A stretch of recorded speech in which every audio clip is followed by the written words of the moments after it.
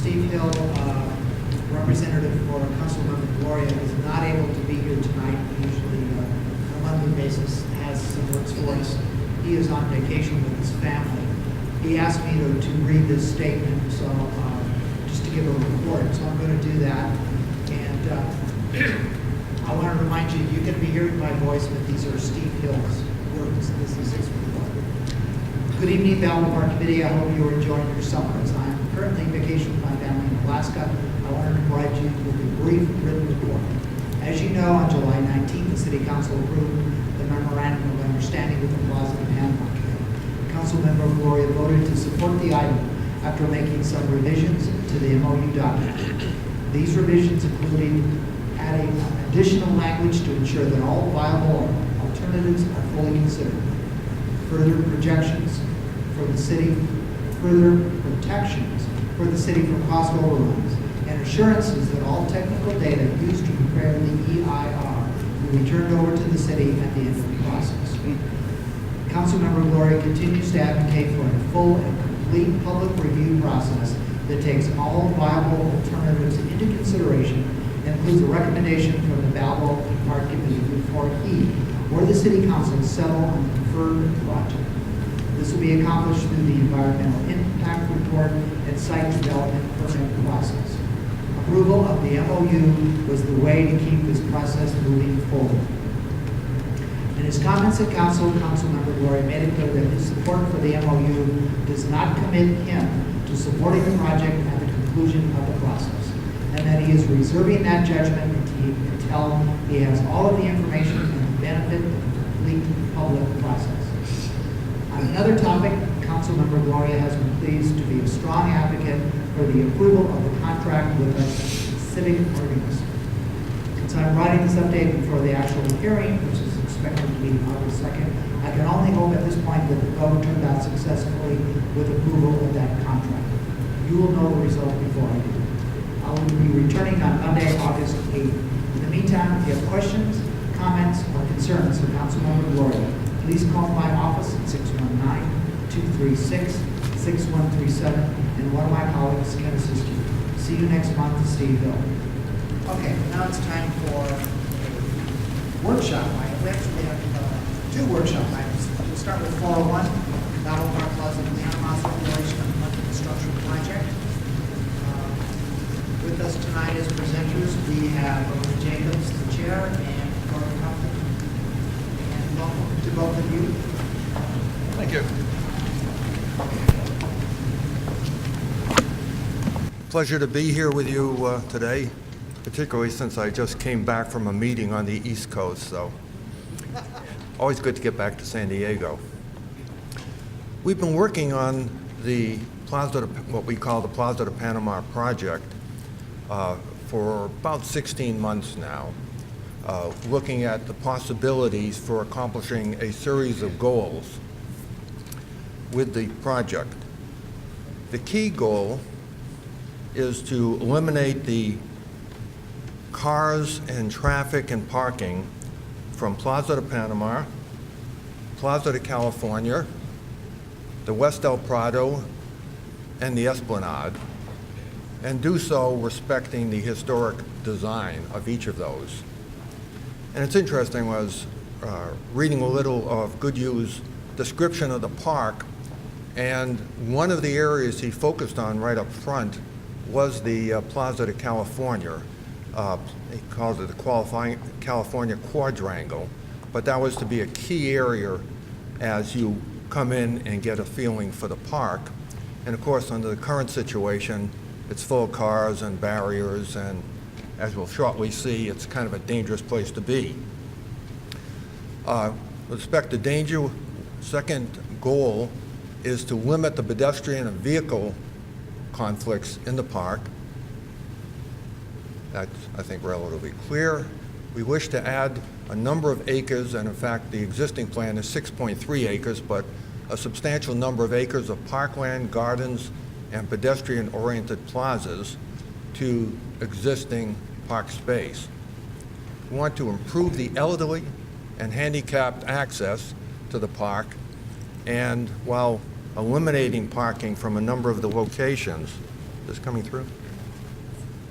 To actually add to the net parking that's available.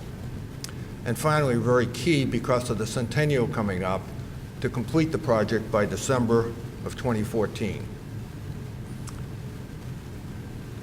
To do so, we've put together a proposal, a committee proposal, and one key aspect of it is introducing the Centennial Bridge, which takes cars just before they reach the first arch of the Museum of Man and goes around the Museum of Man over to the Alcazar Garden parking lot. Then repurpose that lot so that we have space for drop-offs, for valet, and for ADA parking. Third, to replace the existing surface parking lot behind the organ pavilion with a 3-level subterranean garage, and above that to have a rooftop garden that is level with the existing land behind the organ pavilion. To then add a new road to the parking garage from the Alcazar Garden lot that will free up and take off all the cars from the existing esplanade, and in fact allow people to walk through that entire area, including over to the international cottages, without ever encountering a car. To provide convenience for people using the garage and the area, to have a fairly short run, a tram running from the garage over to the Plaza de Panama and back, and have it also a tram that doesn't have to be on any roads with cars, which allows you to have a very simple kind of tram, one that's easy to get on and off. And finally, we think the budget for this, including the garage, is in the order of $40 million. That will change as we get through the environmental review and see what other steps are required. We expect that we will be needing to raise about $25 million in private contributions. Next slide, please. I think you're all familiar with this. You can see on this video one of the problems in the Plaza de Panama. This is actually looking over at it from the museum parking lot, over the museum parking lot. And one of the interesting things is just the number of cars that continually go in and out searching for a parking place. And given the problems even parking today, you can see why people are continually searching around. The other area is the Plaza de California, one that was supposed to be an area of beauty. And again, a similar situation with people and cars conflicting, people looking for an opportunity to get out into the street so they can take a picture of the tower, of the buildings, and having to kind of dodge the cars. And so that's a situation we want to avoid. So two key aspects are to remove the cars and traffic and parking, Plaza de Panama, Plaza de California. Next slide, please. As you know, we had a meeting of the City Council on the 19th. There was a 7-to-1 vote that approved a memorandum of understanding. And we looked on that as a message that indeed there was support for looking at these possibilities, not an agreement to follow any particular approach, but that the goals in particular they looked on favorably. With that approval, we're moving ahead now full speed, and indeed have begun fundraising, and I understand secondhand that we've just received actually 2 very recent donations. The MOU also indicates that the city and the committee will work very closely together, and in particular, the next step is to prepare the EIR, and that through the city we get a set of alternatives to be looking at, including the EIR. What we're trying to do is get as much factual information, traffic counts, pedestrian counts, where the conflicts exist, that type of information, plus what it would take with each of the various alternative approaches document that and make that available to the city, to, in fact, the public for looking at very carefully. Next. The MOU, of course, is not a project approval under CEQA. The city is not committed to any decision.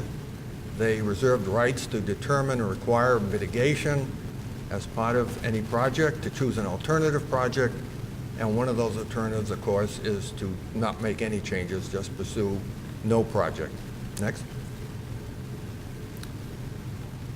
We are committed to go ahead with this process, analyze the alternatives, continue and further expand a already fairly significant public process, but make sure that this gets well thought through, well discussed, inputs are taken into account and accommodated.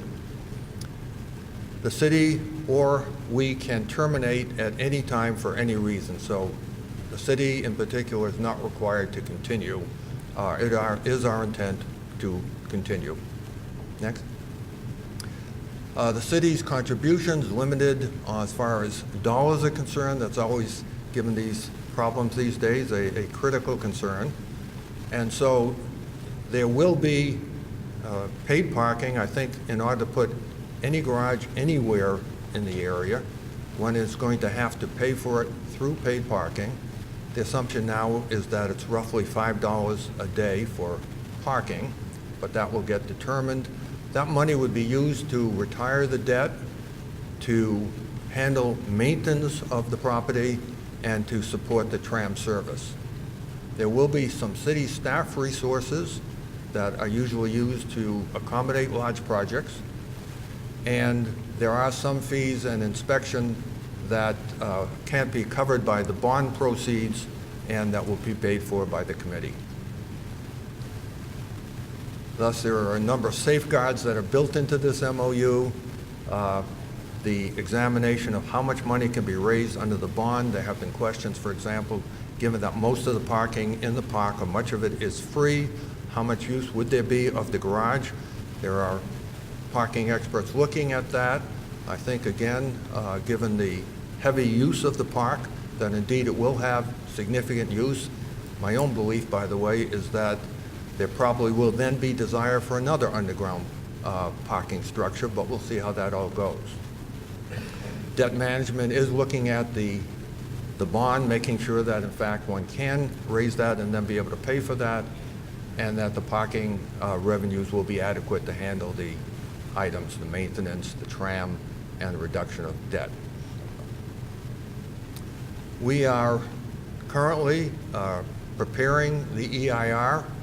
We have been preparing and will prepare further all design and construction documents. All the funding for the construction and project management, other than those items mentioned for the city, will be handled through the committee. By the way, this, of course, all is conditioned as far as going ahead on the city ultimately approving the EIR and this particular approach. More items that will be handled by the committee. Again, management, supervision, and construction. It's all going to be on a very tight schedule, and so we have to move ahead on this very carefully.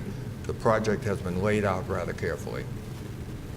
Raising the money, and we are, as is not unfortunately unusual in various projects, possibility of overruns.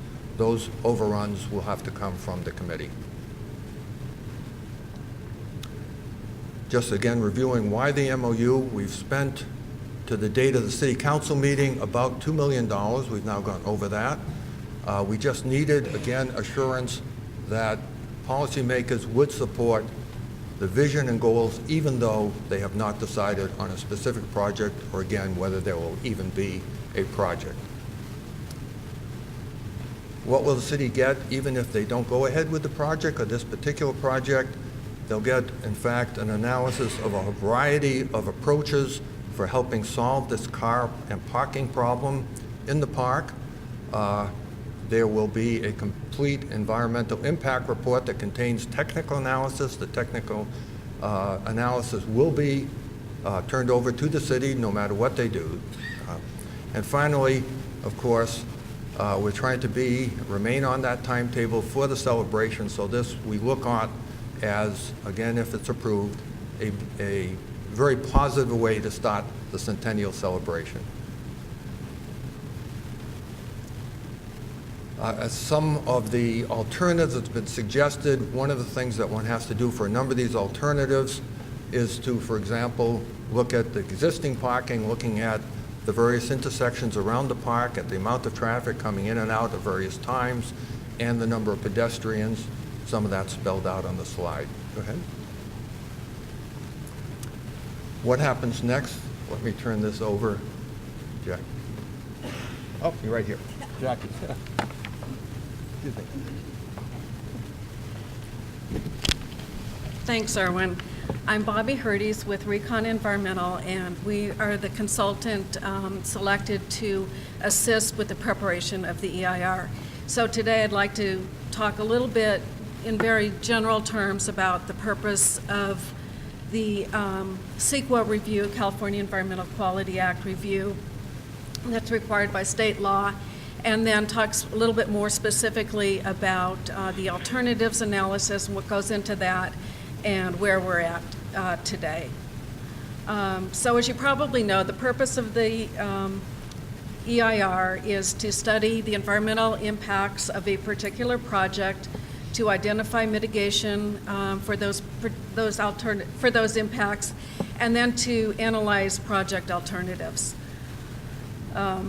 This is a disclosure document. It doesn't recommend any particular outcome. That's for the decision makers to decide. We're just providing them with the information about the environmental impact so that they can move ahead. As you probably know, also the first phase of the public process began with the notice of preparation and the scoping, and that's been completed. Now we're in the stage where we're preparing a draft environmental impact report, and then once that's completed, the next step of the public process, it will go out for 45-day public review. The public can send in comments, and then the EIR will finalize, respond to all of those comments and finalize the document. It should be noted that the EIR is really the city's document, and we're only there to assist them in preparation of the EIR, and especially to assist with the technical analysis, things that the city doesn't have on their own staff. According to CEQA, now as we get into alternatives, CEQA lets us, or tells us how we can select various alternatives. And the three key points here are there has to be a reasonable range of alternatives. These alternatives must feasibly attain most of the basic objectives of the project. Doesn't say all of them, but most of them. And it has to avoid or lessen any of the significant impacts of the project. So that's its whole purpose, is to look at other ways of reducing impacts. At this point, Development Service Department is compiling their list of all of the alternatives that are going to be addressed in the EIR. And in order to do that, we have helped them in looking through all of the scoping comments, the NOP comments, and all of the alternatives that were submitted after the council hearing. At this point, there's not a final list. Actually, alternatives are still coming in. So they are in the process of doing that. But I can say that there's well over a dozen alternatives that are going to be looked at. From that point, Development Services is going to be making a determination about the level of review for alternatives. In CEQA, there's two different levels of review. Alternatives which are going to receive a full CEQA analysis, and I'll explain that, and then alternatives which are considered and rejected. So I'm going to start with those alternatives which are going to get a full CEQA analysis. These are necessarily have to meet some, but not all, of the project objectives.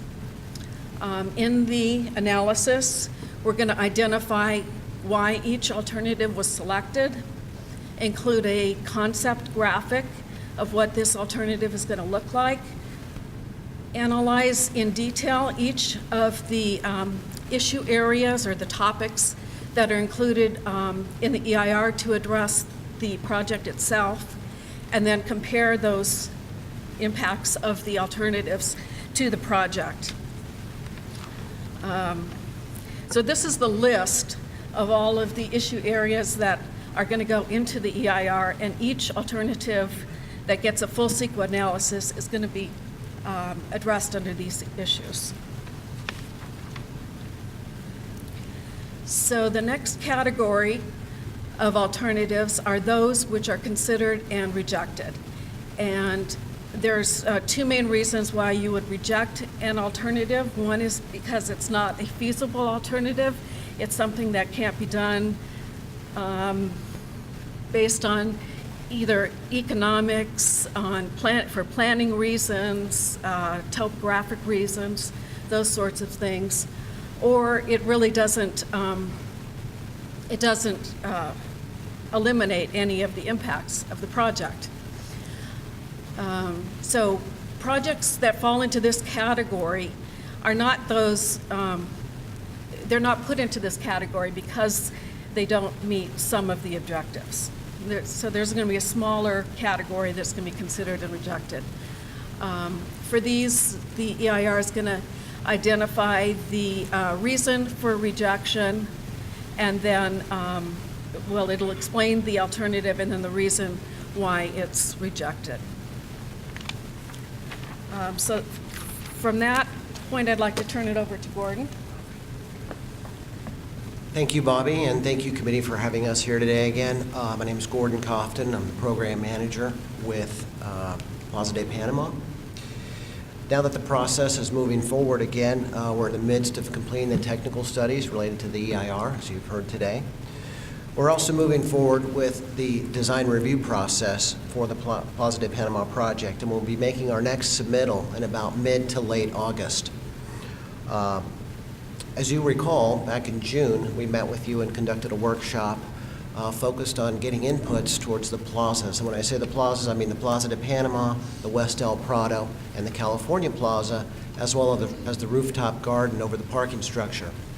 We received a great deal of productive and constructive inputs. Many of them were complimentary about those public spaces, and we have for you tonight a summary of the inputs we received. Please feel free to review those and correct us if we have anything misstated or mischaracterized. But we'll be taking these inputs and incorporating them into project design.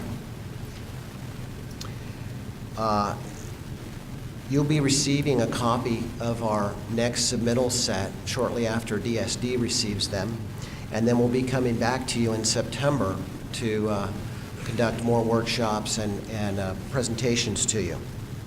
We're also endeavoring to set up a walking tour for the Balboa Park Committee and the Park and Rec Board and Design Review Committee.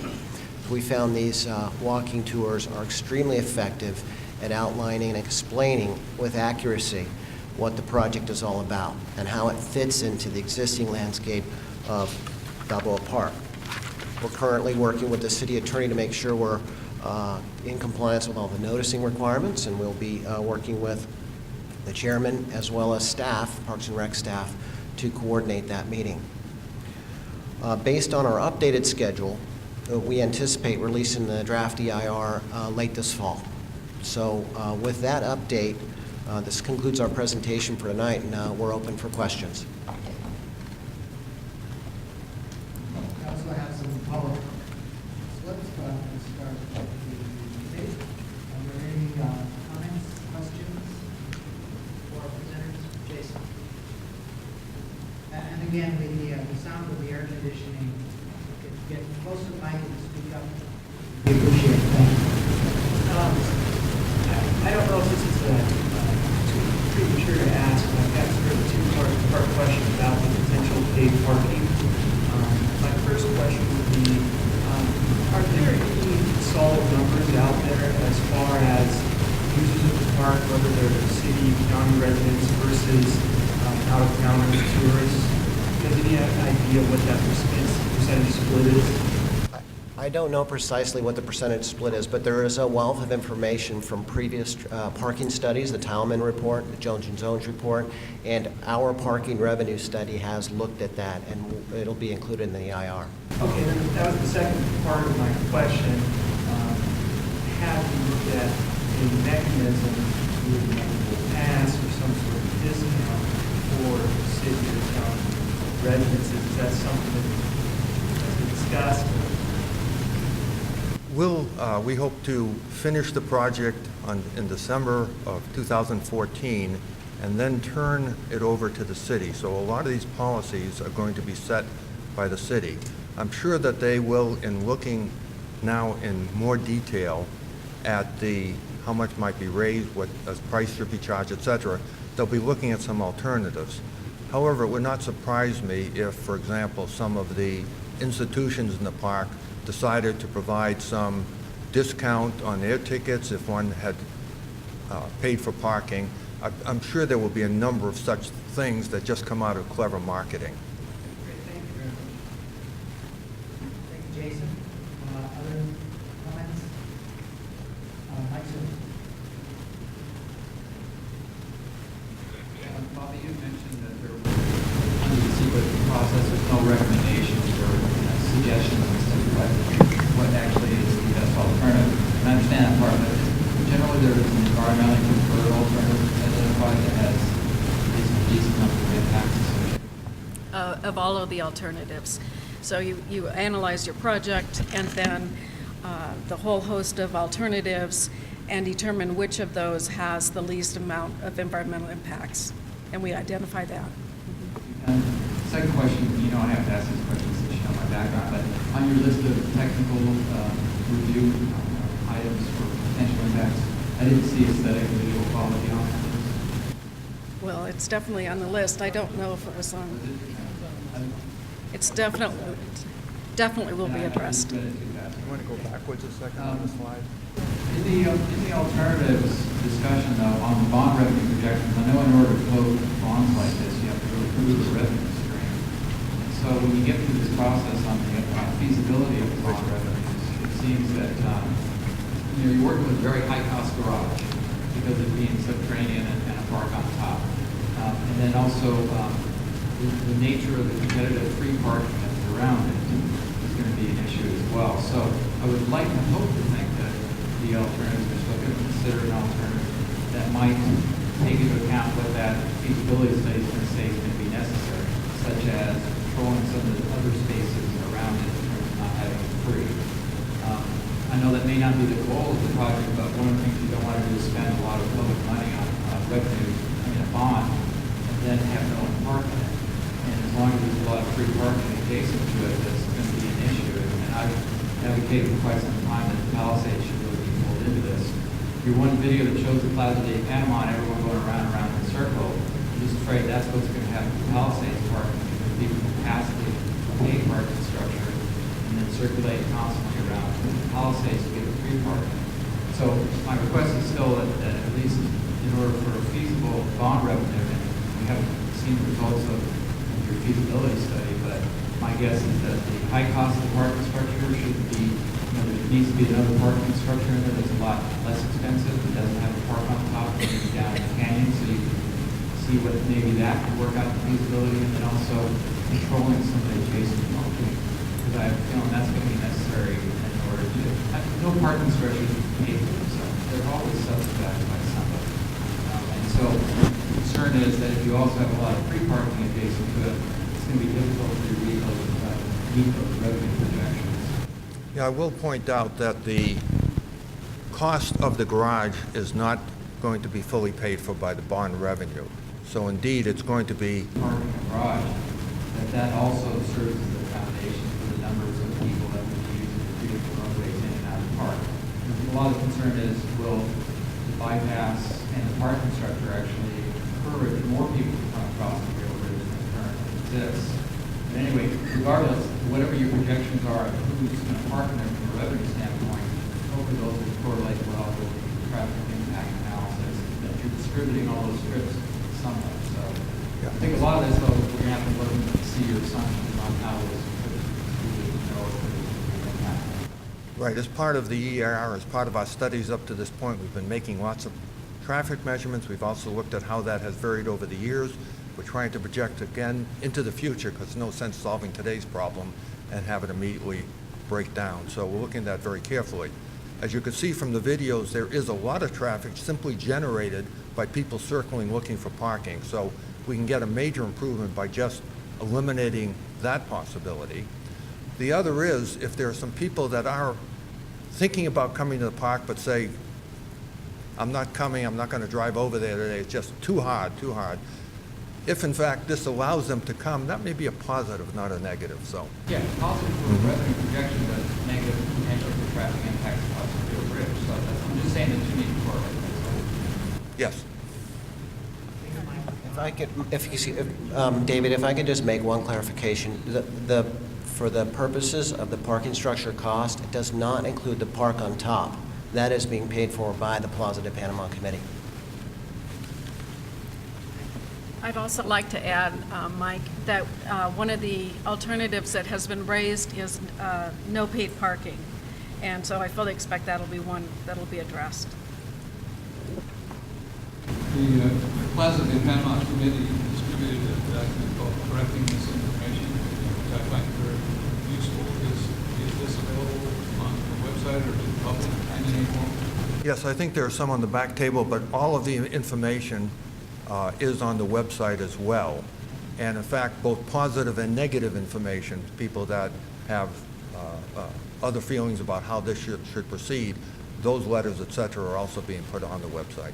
And Mike, I'd like to point out to you that if the parking garage and the bypass encourages people to come to the park is good for the institutions.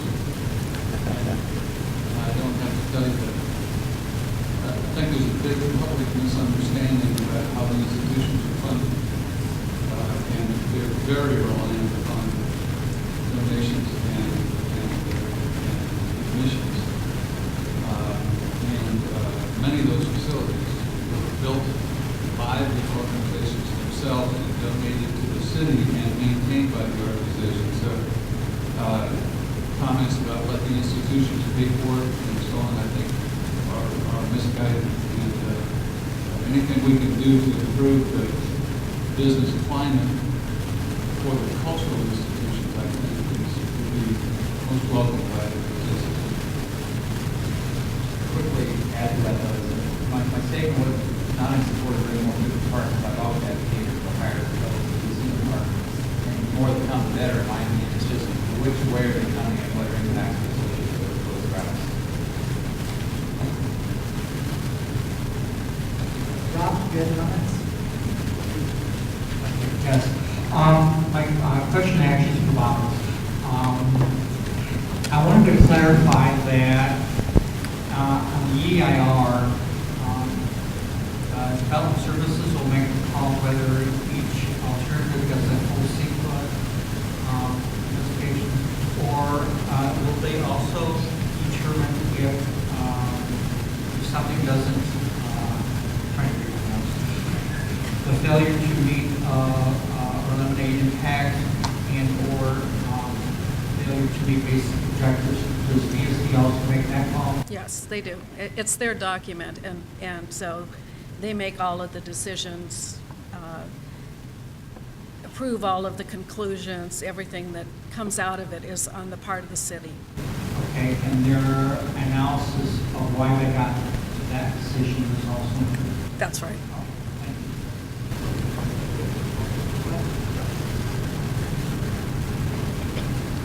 Just to follow up on Rob's question, a lot of the sort of classification of alternatives criteria are based on these basic objectives. Mhm. So are these basic objectives what Dr. Jacobs is doing? Yes. They eliminate pedestrian car conflicts or do traffic and parking from Plaza de Panama. So those are specific objectives by which all. That's right. That's So right. that kind of sets some parameters. Sets the parameters, but projects or alternatives are not going to be eliminated just because they don't meet one of the alternatives. They have to meet most of the basic. Right. Jerry? Yeah.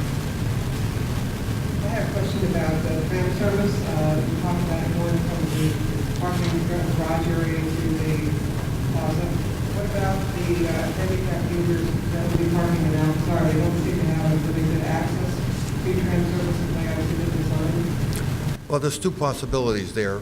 If they decide to park in that parking lot behind the Alcazar Garden, we are building, right now, if you walk out from there, as you know, there's a big dip down and back up again, so it's very hard. And so we're going to build a pedestrian bridge that crosses on a level path the access that currently exists. There's a service road there. So there would be a level path back to the Plaza de Panama, or one could go through the Alcazar Garden.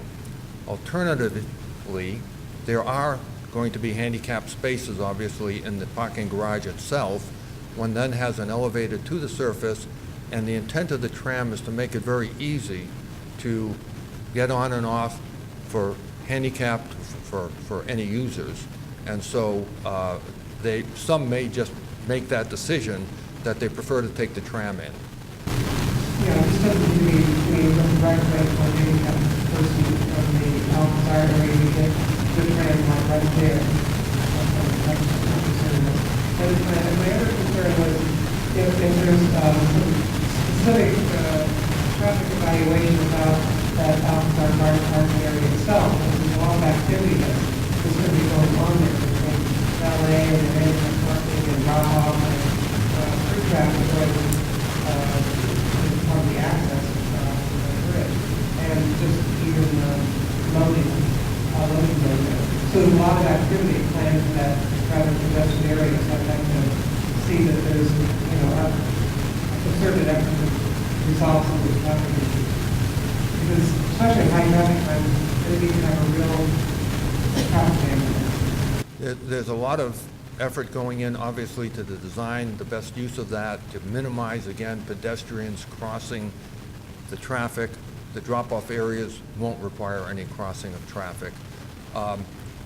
There also have been simulations already performed, but they will be further worked on, to look at what congestion occurs, again, given high pedestrian counts and high car counts. What's the busy hours today, and again, looking ahead into the future. And the first results are that approach results in much less congestion. That is, it can handle a much larger volume of cars than an approach that, in fact, brings the cars into Plaza de Panama, makes a right turn in the plaza across a number of pedestrians, and then continues on. But that will be part of the EIR traffic studies, congestion studies, etc., but we are paying a lot of attention to that. As well, by the way, there have been concerns about noise that would be heard in the Alcazar Garden. That obviously is a very sensitive area. We're making noise measurements now, what noises caused in the garden now by the traffic going by on the north side, and we're looking at various sound buffers that will, in fact, hopefully reduce that noise in the new configuration, if that configuration goes ahead. Any other comments or questions? Okay, I'm going to open up to public comment. Thank you. And let's start with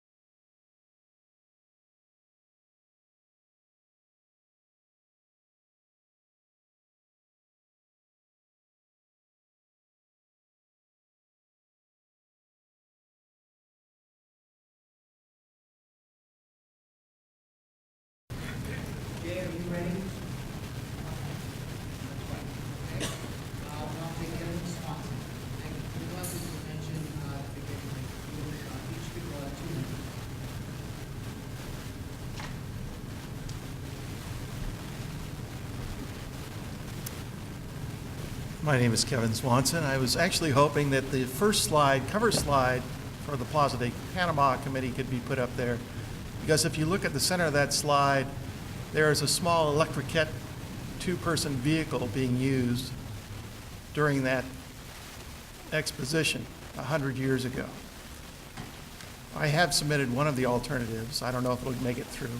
But with the idea of having those a fleet of that type of a vehicle configured for modern day that would drop off people at the Old Globe Theater or at the Natural History Museum or elsewhere within the park, and then use induction charging to recharge and be used by someone else so that it gets done. The other concern I have is the evaluation and implementation of a parking structure at Inspiration Point. That's been talked about since the Jones & Jones study 8 years ago, and yet, to my knowledge, I haven't found anything where negotiations have taken place with the Navy towards funding that, or to City College or some of the other users, existing users that are using that parking. So, it'd be nice to see that. Thank you. Jay, you ready? Jay, two people, Gregory May and Jordan Davis, exceeded their time to review. So along your time, you have 6 minutes. Thank you.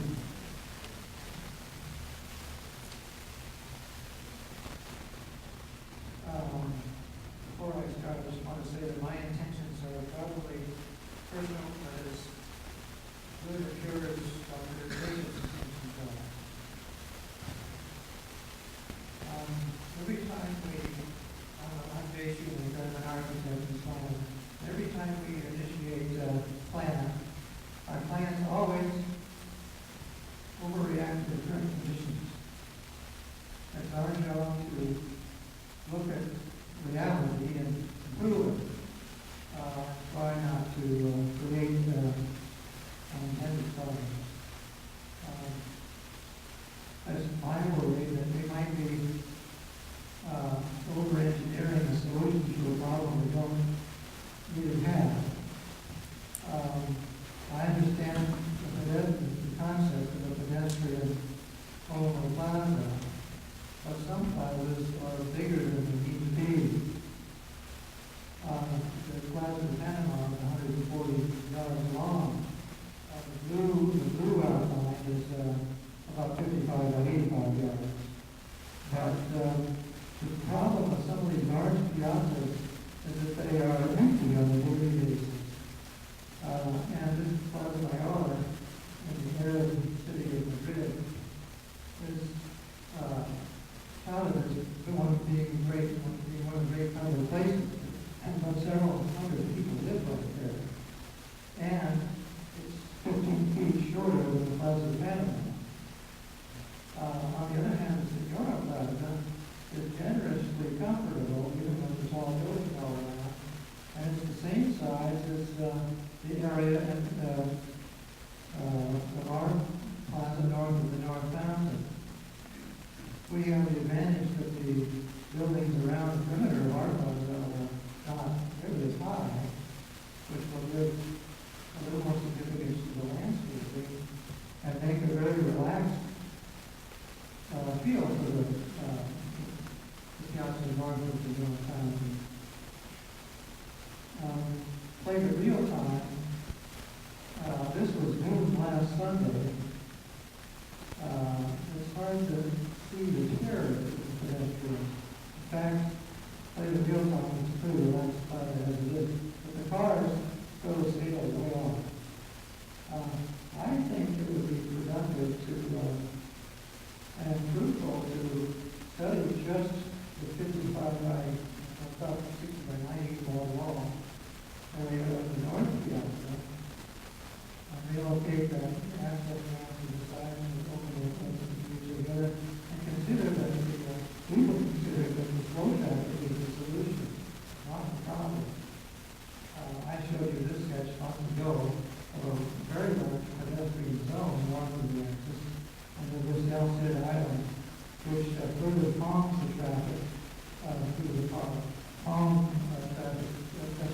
slow. Well, slow cars through, pretty good, will push the impatient traffic to the car boulevards, and to a quick and easy access to the central garage. That means shorter tram trips more frequently. And my thought was that we don't need 2.5 lanes of asphalt on either side of the promenade. The Elsa Drive, and those I think could be made 78 feet wide, which is the length of the fence. Most of the plans recommend restoring the Alcazar lawn. Even this is 1989, and even the more recent Jones and Jones study recommended restoring the Alcazar lawn. My worry is, I think it's shared by several, is that we might accidentally creating a shortcut, or boulevard, and it's much easier to go from the west of the park to the east hill downtown, which is just beginning. Which would suggest that the less conflict and pedestrians, the speed would be a little higher, and also suggest that there's more cars using it, which means that the back up behind the top would be across the bridge, which means that by the time we make it to the south line, it's metal to metal. And it's a busy field of asphalt behind the Alcazar. So we have a choice of asphalt and busy road or a green. And we, so the park area and all the palm zone links to the Alcazar Garden. Anyway, this time the third or reserves 11 acres of parkland. Maybe, I don't get a pretty much. There's no intersections placed in the area. A large dedicated zone, and the government plan reminded us of the Palisades area. So that this is a large park. There's room to share it with the traditional use of a policy with the common zone Alcazar Garden. And we still have 2 large travelers to be funded. Thank you. If you want to see my website, you can go to Shoemaker, just Google Shoemaker, Balboa Park, and you'll find it. Thank you. Next we'll have Dan Silver.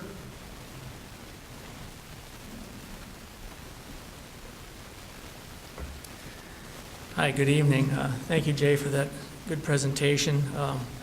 I would point to that as being an example of a plan that has far less impacts, both visually and architecturally, to a National Register historic district. I'd also like to point out about some reading I've been doing lately.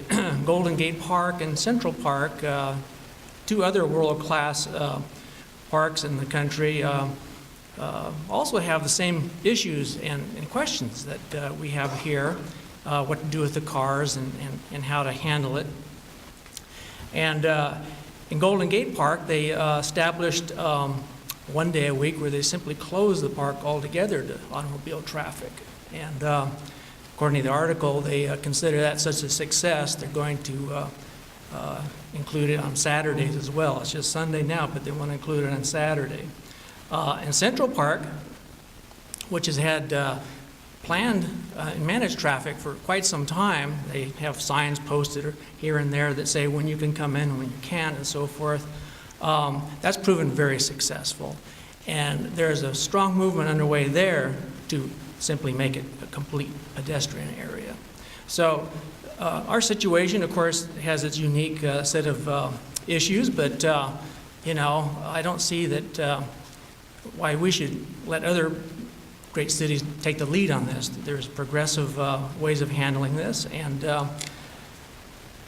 I think the planned management of traffic and planned closures is a great way to go. I had some other things on my list, but I got 15 seconds less. Thank you very much for your time. Thank you.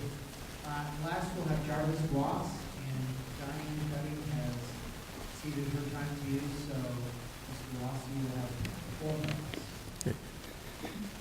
Chairman Kinney and council members. The Sanders-Jacobs Bypass Bridge and traffic recirculation plan for Balboa Park can only be characterized as simply the most destructive project proposed for the historic Balboa Park in many years.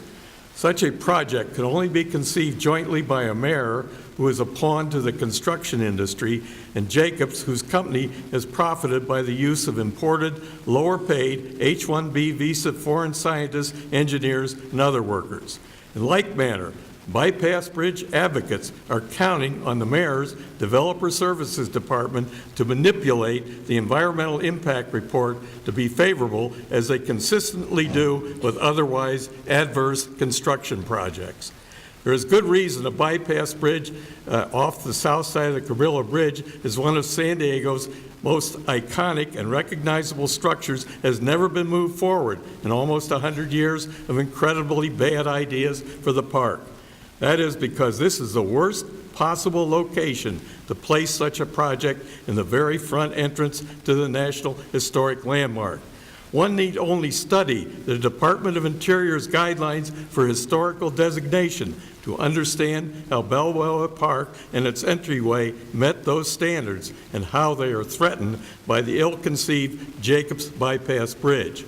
From the federal guidelines, the National Trust for Historical Preservation, down through the state and local historic agencies, all have warned against the proposed bypass bridge, yet Jacobs has consistently ignored them. At the City Council MOU meeting, he made it quite clear that neither the Soho plan, which would eliminate parking in the plaza, or closing the Cabrillo Bridge would be acceptable. The latter because the museum director sycophants opposed that. The bypass bridge and the parking garage would add to the $240 million maintenance deficit in the park. The bond for the parking garage could go into default and end up as another liability to our city's underfunded general fund.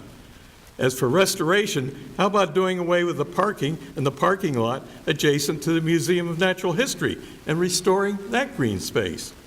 This past Tuesday, the city struggled to approve the funding of the much-acclaimed organist at the Organ Pavilion. Does abandoning the bypass bridge and parking garage and using those dollars to support the low-cost Soho plan, park maintenance, and maintaining the Organ Pavilion require too much common sense? Other things I'd like to add. There's been a number of misrepresentations, and that is that picture that is frequently put up there, which shows just people in the Plaza de Panama. What we do know from historical records is that, yes, there were times when it was shut down to any automobile traffic in 1915. But there are also documentation that starting back with then Secretary of the Navy, Franklin Roosevelt, was driven across the Cabrillo Bridge, which has just been completed in 1914, and driven into the Plaza de Panama. There are other records that indicate all throughout the period of 1915 and 16, automobiles did go through that area. There were times that we shut down, just as been suggested. There are times you can shut it down so that there are no automobiles going through except possibly emergency vehicles. Anyway, thank you very much for your attention, and I appreciate your service. Thank you. Thank you, Mr. Ross. Last opportunity at this meeting, anyway, for comments from the committee. Okay. Oh, that's right.